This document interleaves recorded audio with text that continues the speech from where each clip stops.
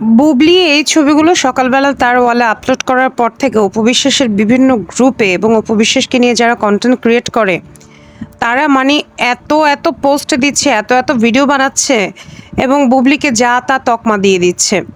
তো উনি এখানে কি পরছে ভাই?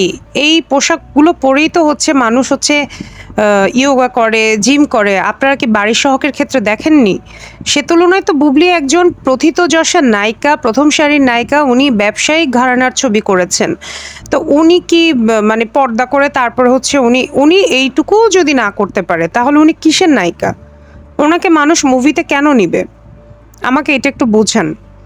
শুধুমাত্র মানে ভালো অভিনয় যেমন লাগে সেটা ঠিক আছে। আবার কিন্তু মানে একজন নায়িকা হওয়ার জন্য কিন্তু এইটুকু অন্তত আ পোশাকের ব্যাপারে এইটুকু অন্তত খোলামেলা করতেই হয়। এখন উনি তো আর আমাদের মতো সাধারণ নায়িকা না। মানে সাধারণ মানুষ না যে উনি একদম ঢেকে ঢুকে চলবে, এই করবে, সেই করবে। আর উনি এখানে কি এমন করছে রে বাবা? মানুষ তো এগুলা পরেই হচ্ছে আমি যতটুকু জানি করে, ওয়ার্কআউট করে। শুধু বুবলি কেন? অনেক বড়লোকের মেয়েরা যারা গুলশান বনানীতে থাকে তারা যে জিমে যায় বা বিভিন্ন জায়গায় ছবি পোস্ট করে এগুলো পরেই তো করে। তো সেখানে বুবলি করছে সমস্যা কি? সবচেয়ে বড় কথা হচ্ছে বুবলিকে এই পোশাকগুলোতে মানাচ্ছে। বুবলি মানে অন্তত অপু বিশ্বাসকে তো এগুলো পড়লে খালাম্মা, খালাম্মা লাগে। আন্টি, আন্টি লাগে। বুবলিকে তো ওরকম লাগছে না। বুবলিকে নায়িকা, নায়িকার মতোই লাগছে।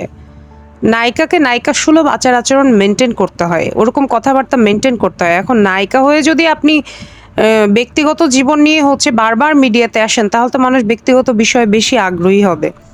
মানুষ তো তখন আপনার প্রতি আগ্রহ হারিয়ে ফেলবে। আপনি দেখেন এই যে বুবলির এই ছবিগুলো দেখার পরে হয়তো বুবলি আরো অনেকগুলো মুভির অফার পাবে। কারণ সে এমনিতেই হচ্ছে ভালো অভিনয় জানে। তারপর দেখতে এরকম সুন্দর। আর আপনি যদি বিদ্যা সিনহা সাহা মিম থেকে শুরু করে নুসরাত ফারিয়া বলেন, তারপরে হচ্ছে পূজা চেরি বলেন, দিঘি বলেন, পরীমনির কথা তো আমি বাদই দিলাম। ইভেন অপু বিশ্বাস তো আগের যুগের নায়িকা। আপনি রিসেন্ট সময়ের যত নায়িকা আছে আপনি দেখেন তো তারা কি পরে? কয়দিন আগেও মিম সি বিচে গেল তার হাসব্যান্ডকে নিয়ে সম্ভবত ঘুরতে, সেখানে হাফ প্যান্ট পরে সে ঘুরতেছে। নুসরাত ফারিয়ার কথা আমি আর কি বলবো? যাই হোক ওদের বিষয়টা আমি আনতে চাচ্ছি না এখানে। কিন্তু আপনারা যেরকমভাবে বুবলি এই ছবিগুলো আপলোড করেছে ওরে আল্লাহ রে! মানে কি হইছে? বুবলিকে তো অশালীন লাগছে না, বুবলিকে যথেষ্ট শালীন লাগছে। বুবলিকে মানাচ্ছে। মোট কথা হচ্ছে ভাই মানায় কিনা? মিমও তো অনেক খোলামেলা পোশাক পরে। কিন্তু কই মিমকে নিয়ে তো আমরা হাসাহাসি করি না। কারণ মিমকে ওগুলোতে হচ্ছে মানায়। কিন্তু এখন যদি ময়ূরী এগুলা পরে, অপু বিশ্বাস এগুলো পরে তো মানুষের কাছে দৃষ্টিকটু লাগবে না ভাই? ওজন বুঝে ভজন করো। একটা কথা আছে। তো যে যেরকম তাকে ওভাবে চলতে হয় তো। না চললে তো মানুষ কথা বলবেই। এবং সেটা নিয়ে কথা বললেও সমস্যা আমি নাকি সারাক্ষণ গীবত করি। তো এই যে বুবলি এই ছবিগুলো আপলোড করলে আপনারা যে সাথে, সাথে পোস্ট দেওয়া শুরু করেন, বিভিন্ন জায়গায় কমেন্ট দেওয়া শুরু করেন, সেগুলো কি? সেগুলো কি গীবতের পর্যায়ে পড়ে না? আমার কথা তো হাজার, হাজার মানুষ শুনতেছে। আমি কোথায় গীবত করলাম আমি তো এগুলো ভেবে পাই না।